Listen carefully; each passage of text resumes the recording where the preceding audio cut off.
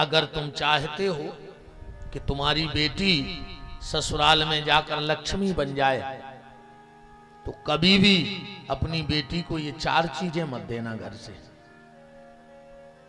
और अगर तुम चाहती हो कि तुम्हारी बहू तुम्हारे घर में तुम्हारी लक्ष्मी बन के रहे तो कभी बहू से ये 4 चीजें मत मंगाना उसके मायके से। और न मानो तो हम तिथि लिखवाएं दे रहे हैं, ये तिथि में ये 4 चीजें मंगवा लियो। तुम अगर हमें ढूंढा तो नहीं फिरो तो हमारी गारंटी का आई फिर। ये 4 चीजें कभी बेटी को देना नहीं और बहू से मंगवाना नहीं। सबसे पहले झाड़ू, कभी बेटी अपने मायके से ससुराल झाड़ू न ले जाए। सुई, कपड़ा सिलने वाली सुई, कभी भी बेटी अपने मायके से ससुराल में सुई न ले जाए। तीसरे नंबर पे है आटा छानने वाली छन्नी, दहेज में कभी मत देना अपनी बेटी को। और चौथा अचार, बेटी को कभी अचार मत रखना। पहले पूछो जे मत आई है जब कलेवा बंधत तो शक्कर धरते धरते। अब आजकल अचार की फैशन बन गई। अच्छा, बहू की भी गलती नहीं है रे। बहू ने मायके को सूटकेस लगाओ और पिताजी आ गए ससुर, काय बेटा कहां जा रहे हैं? बोले पापा 2-4 दिन को मम्मी को देखे आए। ससुर पता है क्या कहते?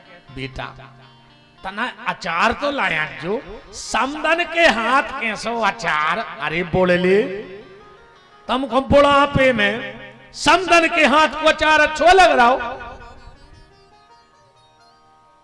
ये 4 चीजें कभी अपनी बेटी को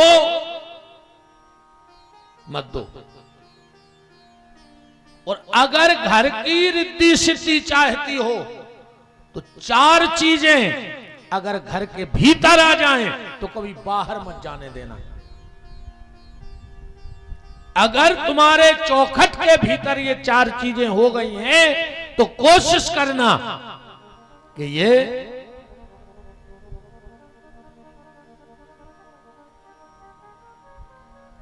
अच्छा भगा दें।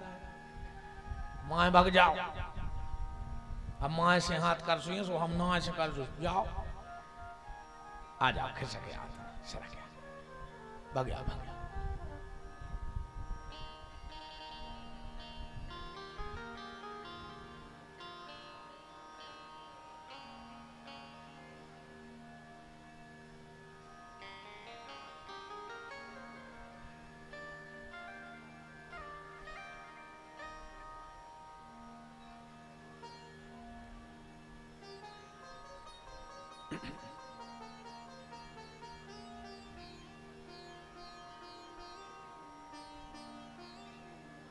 राम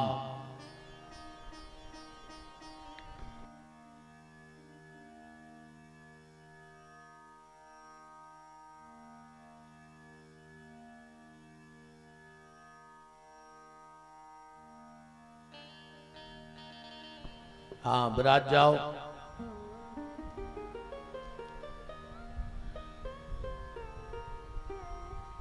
चार चीजें घर से बाहर मत होने देना। सबसे पहला, अगर तुम्हारे घर में गणेश जी की मूर्ति है और एक बार घर के भीतर आ जाए तो कोशिश करना कि वो कभी घर के बाहर न जाए। कभी किसी को दान में 2 चीजें मत देना। कबों को गणेश जी दान में न दियो।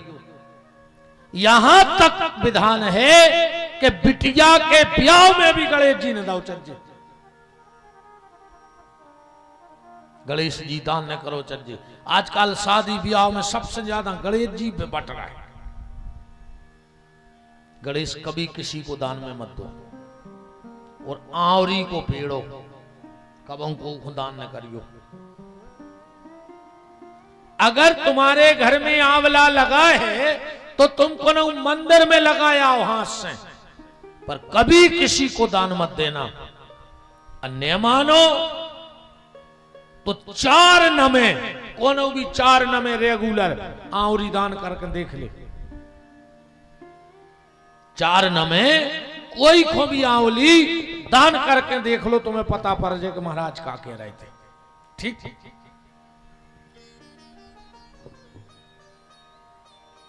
जो बहनों के लिए मंगलसूत्र शादी में मिला हो वो कभी किसी को पहनने मत देना। ना किसी का मंगलसूत्र पहनना और न किसी को पहनने अपना देना। और कभी को के पांव के बिछिया न पैरों चंजे प्यारे पैरा है। ध्यान रखियो मां, ये बात है। किसी के भी पांव के बिछिया पहने पहनाए सुहागन नारी को नहीं पहनने चाहिए। बहुत चीजें हैं सोच में कि छोटी छोटी गलतियां अपन कर रहे और उनको प्रायश्चित अपन भोग रहे हैं।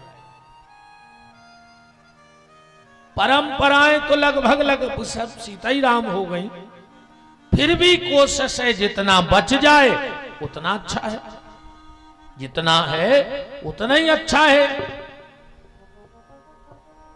तो खूब नाम जप करो। बात तो भगवान के भजन की है कि जितना अधिक से अधिक हो सके उतना ठाकुर जी का नाम जप डालो। कल आप चर्चा में सुन रहे थे, सत्संग पे चर्चा चल रही थी कि सत्संग बिना कल्याण नहीं, सत्संगति चाहत है मुनि ज्ञानी। और शेर के संग में स्यारे आनंदित, पंडित के संग मूरख ध्यानी। और कंद के संग में बास निकात है, दूध के संग बिकात है पानी। और गेहूं कहे सुन रे बथुआ, सत्संग प्रधान तो पावत पानी। सत्संग का यह प्रभाव है। आपने संत श्री माधव दास जी का नाम सुना होगा, सुना है? जो जगन्नाथ जी के साथ, जो अंदर जगन्नाथ स्वामी विराजे हैं ना, जगन्नाथ जी ने माधव दास जी से मित्रता कर ली थी, उनके संग खेलते पुरी में। और जो 14 दिन का बुखार भगवान को आता है, चढ़ा था 14 दिन को बुखार का नहीं चढ़ा था भगवान को। ये 14 दिन का बुखार भगवान ने माधव दास जी का लिया था। संत श्री माधव दास जी का बुखार 14 दिन के लिए ले लिया था। बात सिर्फ सत्संग की है। एक बार नारद जी एक घर में पहुंच गए। एक माता जी ने खूब स्वागत किया नारद जी का, खूब स्वागत किया। उसका एक ही बेटा था, 12 साल विवाह को हो गए थे, शादी हो गई पर बाल गोपाल नहीं थे। तो नारद जी ने से हाथ दिखवा लिया उस सास ने अपनी बहू का, महाराज 12 साल हो गए हैं, अभी तक हमारे घर में कोई खिलौना नहीं है। नारद जी ने हाथ देख के कहा, 7 जन्मा बधी पुत्रो नई बचो। मां, तेरी इस बहू के 7 जन्म तक संतान का सुख नहीं लिखा है, और न तेरे भाग्य में दादी बनने का सुख है। नारद जी तो कह के चले गए प्यारे। सास ने कही, जब 7 जन्म नहीं होने तो काय को भगवान की पूजा कर रहा है, काय को मंदिर जा रहा है, काय को अगरबत्ती सुने उठाई सिंहासन, गांव की नदिया में फेंके आई तो ले फेरा। अब घर के दरवाजे कोई आ जाता तो गाली दे के भगा देती, राक्षसी स्वभाव हो गया।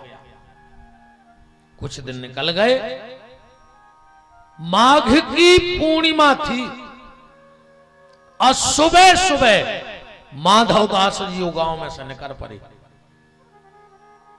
सुबह का वक्त था,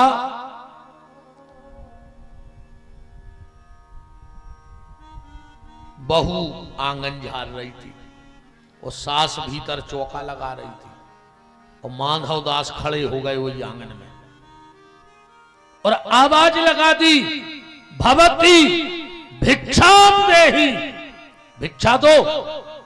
बहू के कानों में आवाज पड़ी, दौड़ करके आई, हाथ जोड़ के बोली, ये महात्मा हमारे घर से चले जाओ, माघ की है पूर्णिमा और हमारी सास है बहुत दुष्ट।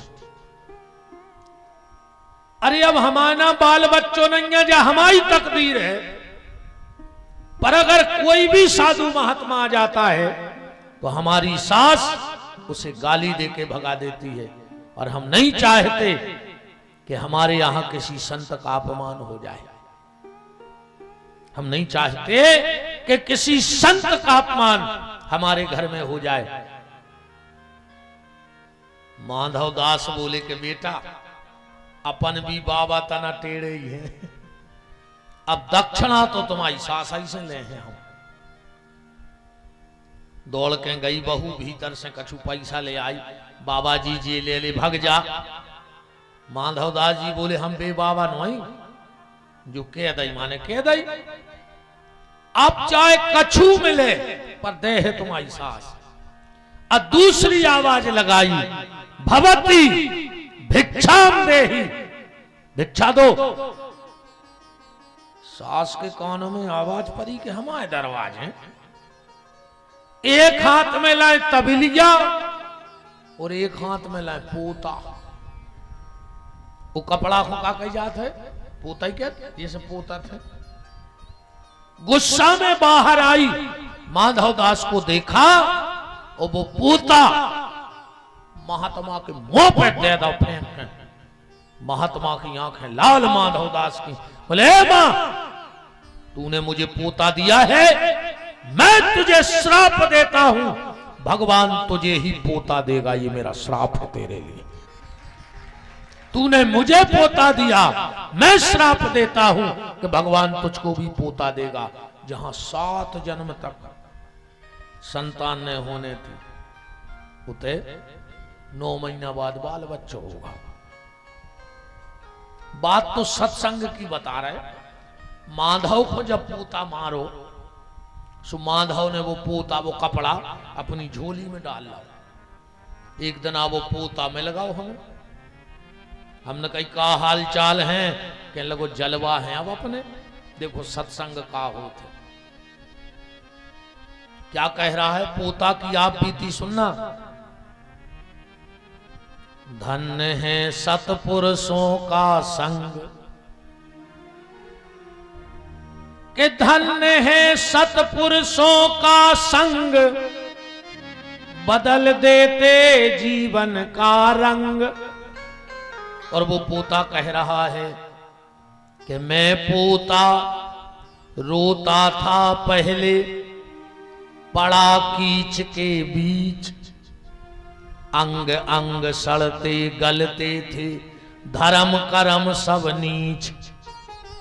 वो पोता कह रहा हो जब हम संसार में हते, सो आदमी हमें फेर के नरदा पे फेंक दे तो सड़त रहते माछली बहन का 3 दिन भर।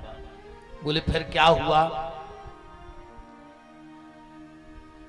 कि मैं पोता रोता था पहले, पड़ा कीच के बीच, अंग अंग सड़ते गलते थे, धर्म कर्म सब नीच, बना में पूर्ण पाप का अंग, धन्य है सतपुरुषों का संग। बोले फिर का भाव? बोले महात्मा हमें ले गए, सो गली में मिली एक नदिया, सो महात्मा ने हमें नकार के अच्छो धो,